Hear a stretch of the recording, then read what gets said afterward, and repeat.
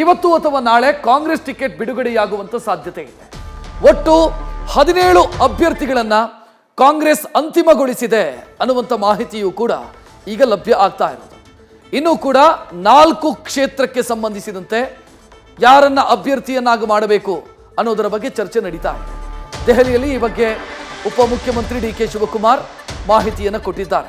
ಇವತ್ತು ಅಥವಾ ನಾಳೆ ಕಾಂಗ್ರೆಸ್ನ ಟಿಕೆಟ್ ಬಿಡುಗಡೆಯಾಗುತ್ತೆ. ಒಟ್ಟು 17 ಅಭ್ಯರ್ಥಿಗಳನ್ನ ಅಂತಿಮಗೊಳಿಸಲಾಗಿದೆ 21ರ ಪೈಕಿ.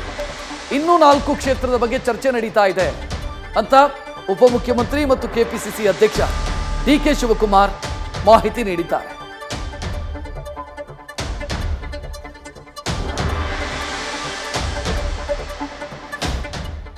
ನಮ್ದು 4 ಸೀಟ್ ಇದೆ. 4 ಸೀಟ್ನ ನಾವು ಬೆಂಗಳೂರಲ್ಲಿ ಇನ್ನೊಂದು ರೌಂಡ್ ಸ್ವಲ್ಪ ಮಾತಾಡೋದಿದೆ.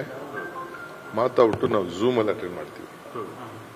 ಝೂಮಲ್ಲೇ ಅಟೆಂಡ್ ಮಾಡಿ ಇಲ್ಲಿ ಫೈನಲ್ ಮಾಡ್ತೀವಿ.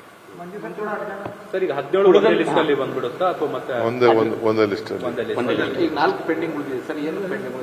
ಏನಿಲ್ಲ, ಕೆಲವು ಲೋಕಲ್ ಕನ್ಸಲ್ಟೇಷನ್ ಮಾಡಬೇಕಾಗಿದೆ. ಕೆಲವು ಪ್ಯಾನಲ್ ಇತ್ತು, ಕೆಲವು ಲೋಕಲ್ ಕನ್ಸಲ್ಟೇಷನ್ ಮಾಡಬೇಕಾಗಿದೆ.